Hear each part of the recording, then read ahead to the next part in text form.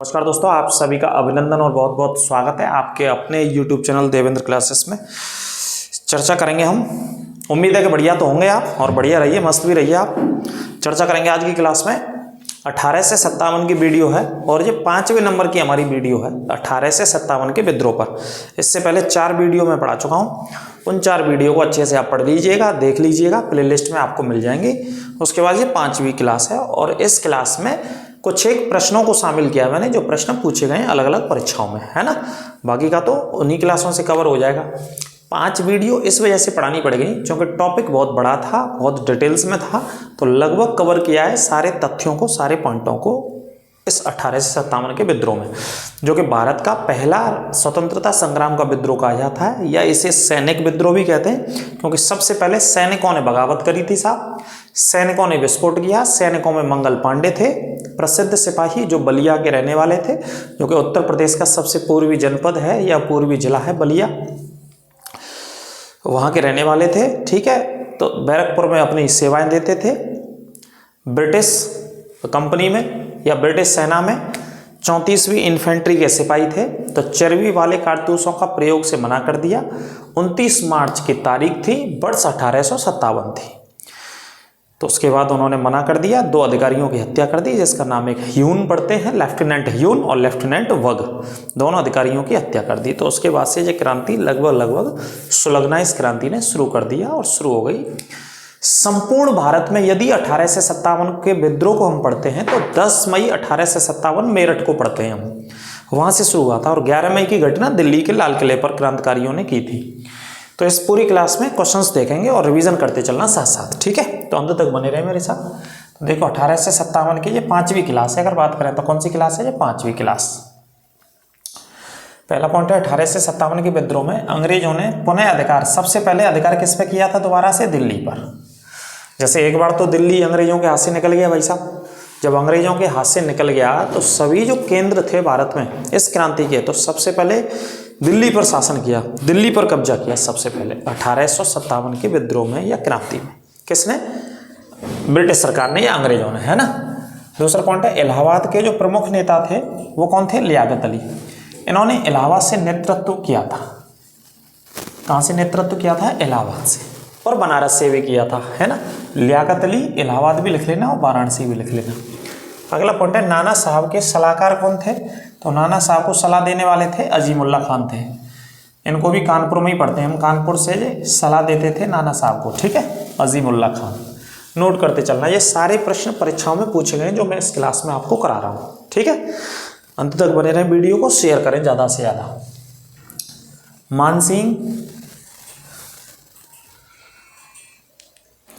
मानसिंह ने विश्वासघात करके तात्या टोपे को मरवा दिया था नेपाल में। मानसिंह असल में तात्या टोपे का कौन था? मित्र था। कौन था? असल में मित्र था। तो इसने विश्वासघात किया और विश्वासघात करके किसे मरवा दिया? तात्या टोपे को मरवा दिया था विश्वासघात करके, ठीक है। ये पॉइंट नोट कर लेना। इसी ने, मानसिंह नामक मित्र ने। साहूकार, जमींदार, साहूकार मतलब जो पैसे वाले लोग थे, जमींदार और शिक्षित वर्ग ने इस क्रांति से दूरी बनाए रखी थी, यानी कि इस क्रांति में उन्होंने भाग नहीं लिया था। भाग नहीं लिया था। किस किस ने? शिक्षित वर्ग जो था, जमींदार जो थे और साहूकार जो थे, इन्होंने इस क्रांति में शामिल होना उचित नहीं समझा, ठीक है। अगला है अंग्रेजों की सर्वाधिक सहायता। अंग्रेजों की सबसे ज़्यादा सहायता इस क्रांति में, सबसे ज़्यादा सहायता किसने करी? ग्वालियर के सिंधिया वंश ने, सिंधिया राजवंश ने सबसे ज़्यादा सहायता करी थी। ग्वालियर के सिंधिया राजवंश ने, जो क्वेश्चंस कई बार पूछा जाता है, इसको देख लीजिएगा। ग्वालियर के सिंधिया राजवंश ने अंग्रेजों की सबसे ज़्यादा सहायता करी 1857 के विद्रोह में। तो आप ये कह सकते हैं कि हमारे यहाँ के जो देसी राज्यों के रियासत से जो राजा थे, उन बहुत सारे राजाओं ने अंग्रेजों का सहयोग किया था और उसमें सबसे ज़्यादा मदद करने वाले ग्वालियर के थे। ग्वालियर के सिंधिया राजवंश वाले लोग थे, सबसे ज़्यादा मदद करने वाले थे। इसके अलावा हैदराबाद के लोगों ने, बंगाल के लोगों ने, हरियाणा के, हैदराबाद हो गया, बंगाल हो गया, जिंद के लोगों ने, पटियाला के राजाओं ने, इन राजाओं ने, पंजाब के राजाओं ने अंग्रेजों का सहयोग किया था। तो ये भी एक 1857 के विद्रोह की असफलता का एक कारण गिना जाता है, क्योंकि हमारे यहाँ के राजाओं ने ही सहयोग किया उनका। बिहार में देखो दानापुर जगह है, पटना जानते ही हैं राजधानी है, आरा है, मुजफ्फरपुर और जगदीशपुर, इन सभी में केंद्र था 1857 के विद्रोह का। इनमें से जैसे बिहार के क्वेश्चंस बनते हैं ना, तो ऐसे तो आप पढ़ते ही हैं कि भाई जगदीशपुर से नेतृत्व किया, तो जगदीशपुर के अलावा मुजफ्फरपुर में भी ये क्रांति हुई, ये विद्रोह आरा में भी हुआ। आरा जिला है, इसी जिले में ये जगह पड़ती है जगदीशपुर, पटना राजधानी से भी और दानापुर से भी, ये सभी बिहार की जगह है। सभी बिहार के इन जगहों पर केंद्र था 1857 की क्रांति का। सभी को लिख लेना, रट लेना इनको, एक एक पॉइंट को। राजस्थान में नसीराबाद, नीमच, एरनपुरा और आऊबा, ये 1857 के केंद्र थे राजस्थान के भीतर, है ना। सबसे पहले नसीराबाद में ये क्रांति शुरू हुई थी, नीमच नामक स्थान, एरनपुरा और आऊबा। आऊबा में एक प्रसिद्ध यहाँ के व्यक्ति थे ठाकुर कुशल सिंह। ठाकुर कुशल सिंह ने नेतृत्व संभाला था इस स्थान से, आऊबा नामक स्थान से, ठीक है। लिखते चलना एक एक पॉइंट। 1857 के विद्रोह के समय बैरकपुर का कमांडिंग ऑफिसर, बैरकपुर छावनी, जो कि कहाँ पे है, बंगाल के उत्तर 24 परगना जिले में, जो जिले का नाम है, इस जिले में स्थित है बैरकपुर छावनी, उत्तर 24 परगना नामक जिले में है। तो यहाँ का कमांडिंग ऑफिसर कौन था, जॉन वेरेट हेरसे। जॉन वेरेट हेरसे यहाँ का कमांडिंग ऑफिसर था। कहाँ का कमांडिंग ऑफिसर था, बैरकपुर छावनी का कमांडिंग ऑफिसर था, ठीक है। अगला पॉइंट है 1857 की असफलता के कारण क्या क्या थे। 1857 की असफलता के कारण क्या थे, केंद्रीय संगठन की कमी।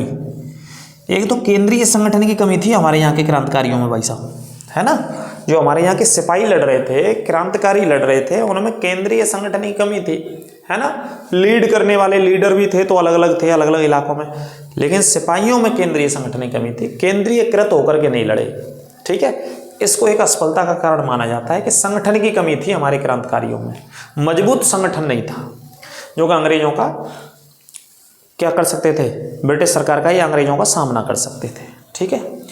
अगला है 1857 के विद्रोह का असफलता का एक और कारण, वैसे असफलता के अनेक कारण रहे, जैसे हमारे पास हथियारों की कमी थी भारतीय क्रांतिकारियों के सैनिकों के पास, केंद्रीय संगठन की कमी थी, जो देसी राजाओं के राजा थे उन्होंने अंग्रेजों का सहयोग कर दिया, है ना। ये बहुत सारे कारण गिनते हैं इस विद्रोह का असफल होने का। तो भारतीय राजाओं ने अंग्रेजों का सहयोग किया था इसमें, ये नोट कर लेना, असफलता के कारण है। ये पूछे गए हैं, सभी प्रश्न आ चुके हैं अलग अलग एग्जाम्स में। पेपर थोड़ा सा लेवल का बनेगा तो एक एक पॉइंट को नोट कर लेना, एक एक पॉइंट जाना नहीं चाहिए बाहर। 1857 के आंदोलन का सरकारी इतिहासकार, तो सरकारी इतिहासकार कौन था, एस.एन. सेन। इसे सरकारी इतिहासकार कहते हैं, एस.एन. सेन को। इस व्यक्ति ने, इतिहासकार ने 1857 के विद्रोह को धर्म की लड़ाई भी कहा है। क्या कहा है, धर्म की लड़ाई भी कहा है, ठीक है। अगला पॉइंट है 1857 के विद्रोह के बाद अंग्रेजों ने सेना में गोरखाओं को भर्ती किया, सिखों को भर्ती किया और पंजाबी लोगों को भर्ती, सबसे ज़्यादा इनको भर्ती किया था इस क्रांति के बाद। दोबारा से जब सेना का गठन किया गया पील कमीशन के आधार पर, एक कमीशन बना था इस क्रांति के बाद और उस कमीशन का नाम था पील आयोग। ये ऑप्शन में देख लेना, मैं पढ़ा चुका हूँ वैसे। पील आयोग किससे संबंधित था, सेना के गठन से। 1858 का आयोग था ये, तभी बनाया गया था, ठीक है। तो इस आयोग के आधार पर गोरखाओं को भर्ती किया, सिखों को और पंजाबियों को अंग्रेजों ने। नील, हैवलॉक और लॉरेंस, ये तीन अंग्रेज अधिकारी हैं तीनों। एक का नाम जनरल नील, हैवलॉक और लॉरेंस, ये अंग्रेजी जनरल थे और इनकी मृत्यु कहाँ पे हो गई थी, अवध में मारे गए थे ये सभी लड़ते हुए। नील, एक जनरल नील था, जनरल हैवलॉक और जनरल लॉरेंस, ये तीनों के तीनों अधिकारियों की हत्या अवध में की गई थी। ये बेगम हजरत महल के खिलाफ लड़ रहे थे अवध में। अवध का नेतृत्व किसने किया, बेगम हजरत महल ने। तो नोट कर लेना, कोई दिक्कत हो तो पूछिएगा आराम से। चर्बी वाले कारतूसों के लिए एनफील्ड राइफलों का प्रयोग किया गया अंग्रेजी सरकार के द्वारा, है ना। ये राइफल भी कई बार आ चुकी हैं। एनफील्ड राइफलों को कब मंगाया गया, 1856 में ही मंगा लिया गया था, है ना। इन्हीं में चर्बी वाले कारतूसों को चलाया जाता था, जिसमें गाय की और सूअर की चर्बी का इस्तेमाल किया जाता था कारतूसों को बनाने के लिए। कारतूसों के पिछले हिस्से को बनाने के लिए उस कारतूस के पिछले हिस्से को सॉरी मुंह से खींचना पड़ता था और मुंह से खींचने के बाद कारतूस बंदूक में डाल करके चलाया जाता था। ये राइफल थी उस जगह, Enfield rifle. Mangal Pandey 34वीं infantry के कौन थे? सिपाही थे। मंगल पांडे 34वीं इन्फेंट्री के सिपाही थे और कहाँ के रहने वाले थे? बलिया के रहने वाले थे। कहाँ के रहने वाले थे? बलिया के। ठीक है। 11 मई 1857 को क्रांतिकारियों ने दिल्ली के लाल किले पर कब्जा कर लिया था। ये पॉइंट नोट कर लेना, कहाँ पे कब्जा कर लिया था? दिल्ली के लाल किले पर। सभी प्रश्न एज इट इज आ चुके हैं जो मैं करा रहा हूँ इस क्लास में। कई बार मैं आपसे कह चुका हूँ, बिल्कुल निःशुल्क कोर्स है। ज़्यादा से ज़्यादा चैनल को शेयर कीजिएगा अपने मित्रों के दोस्तों के साथ और लाइक करने में कंजूसी मत किया करो। ठीक है। 5वां पार्ट है ये 18 से 57 के विद्रोह का। डिटेल से क्लास है आपको चलती रहेंगी। आप किसी भी एग्जाम के लिए जुड़ सकते हैं हमारे साथ, बिल्कुल निःशुल्क आप पढ़ाई कर सकते हैं। ठीक है सर।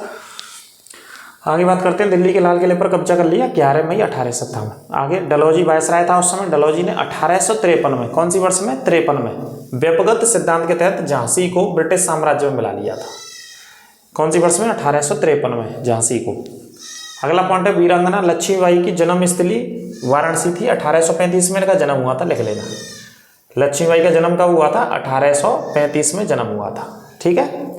अगला पॉइंट है अंग्रेजी जनरल हीरोज ने लक्ष्मीबाई का सामना किया था। कई बार पूछा जाता है लक्ष्मीबाई के खिलाफ कौन लड़ रहा था अंग्रेजों में, तो अंग्रेजी जनरल हीरोज लड़ा था झांसी में और ग्वालियर में लक्ष्मीबाई के खिलाफ, वीरांगना लक्ष्मीबाई के खिलाफ। बिहार का सिंह मतलब राज्य का नाम है। बिहार का सिंह किसे कहा जाता था? कुंवर सिंह को। बिहार का सिंह बोले तो कुंवर सिंह। इन्होंने नेतृत्व कहाँ से किया? जगदीशपुर से नेतृत्व किया था। ये लिख लेना, बिहार का सिंह भी इनको कहा गया है। जमींदार थे कुंवर सिंह और 70 वर्ष की इनकी उस समय अवस्था थी। 70 या 80 साल की अवस्था थी। ठीक है। बुजुर्ग नेता थे, लेकिन फिर भी इन्होंने अंग्रेजों का डटकर सामना किया इस क्रांति में। भाई साहब पटना में आ जाए प्रश्न। नेतृत्वकर्ता कुंवर सिंह थे, उसके बाद उनके भाई अमर सिंह थे। इन दोनों ने नेतृत्व किया था। तो कुंवर सिंह हमेशा एग्जाम में आता है और इनके भाई का भी नाम अमर सिंह था। ठीक है। पटना भी आ सकता है तो पटना भी याद रखिएगा, कोई दिक्कत की बात नहीं। जगदीशपुर तो याद रखते हैं, इसके अलावा पटना भी याद रखिए। आगे बात करते हैं। विक्टोरिया ने भारत के शासन को, विक्टोरिया कौन थी? महारानी थी इंग्लैंड की उस समय, ये महारानी थी। विक्टोरिया ने भारत के शासन को 1 नवंबर 1858 को क्राउन के हाथों में सौंप दिया।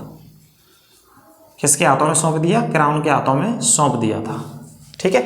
यानी कि भारत का शासन ब्रिटिश हाथों में पहुंचा दिया गया। कब पहुंचा दिया? 1 नवंबर 1858 को। इससे पहले भारत का शासन ईस्ट इंडिया कंपनी के हाथों में था, तो ईस्ट इंडिया कंपनी के शासन को समाप्त कर दिया और भारत का शासन महारानी के हाथों में चला गया। फिर वहाँ से शासन चलाया गया भारत का कुछ समय तक। इसे दूसरे तरीके से भी पढ़ लेते हैं। 1858 में भारत शासन अधिनियम बनाया गया। एक कानून भारत शासन अधिनियम 1858 के तहत कंपनी के शासन को समाप्त कर दिया गया और भारत का शासन रानी के हाथों में ट्रांसफर स्थानांतरण कर दिया गया। ठीक है। आगे कंपनी का अंतिम गवर्नर जनरल, तो कंपनी का अंतिम गवर्नर जनरल कौन था? Lord Canning. और महारानी की तरफ से ये पहला वायसराय था भारत का। महारानी की तरफ से कौन था? ये पहला वायसराय था भारत का। और कंपनी का, ईस्ट इंडिया कंपनी का अंतिम गवर्नर जनरल के पद पे था लॉर्ड कैनिंग। ठीक है। कोई दिक्कत हो पूछ लेना, यहाँ भी समस्या लगे। अब एक किताब या एक लाइन है, ये राष्ट्रीय स्वतंत्रता संग्राम ना तो पहला था, ना राष्ट्रीय था और ना ये स्वतंत्रता संग्राम था। सभी में ना जोड़ा है। सभी में क्या जोड़ रहा है ये व्यक्ति? ना। वो कह रहा है कि ये ना तो पहला राष्ट्रीय स्वतंत्रता संग्राम था, है ना प्रथम था, ना राष्ट्रीय था। तो ये किसने बोला इसके बारे में? R.C. मजूमदार ने। इसको लिख लेना, इस व्यक्ति का ये इसके ऊपर टिप्पणी है। ठीक है। R.C. मजूमदार ने बोला था 1857 क्रांति को लेकर के। कानपुर का नेतृत्व किसने किया? तो कानपुर का नेतृत्व अजीमुल्ला खान, पूरा नाम लिख लेना, अजीमुल्ला खान, नाना साहब और तात्या टोपे। ठीक है। तात्या टोपे आपने पढ़ा होगा, नाना साहब आपने पढ़े होंगे, अजीमुल्ला खान भी पढ़ लीजिए आज। अजीमुल्ला खान सलाहकार थे नाना साहब के, सलाह देने का काम करते थे। अजीमुल्ला खान किसे सलाह देते थे? नाना साहब को। और नाना साहब के कमांडिंग ऑफिसर कौन थे? तात्या टोपे। ये कमांडिंग ऑफिसर थे तात्या टोपे, ये सलाह परामर्श देते थे। सर्वाधिक लोगों ने अवध से भाग लिया था, यह भी क्वेश्चन कई बार पूछा है, ध्यान रखना।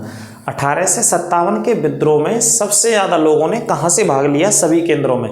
तो सबसे ज़्यादा लोगों ने अवध से भाग लिया था इसमें, है ना।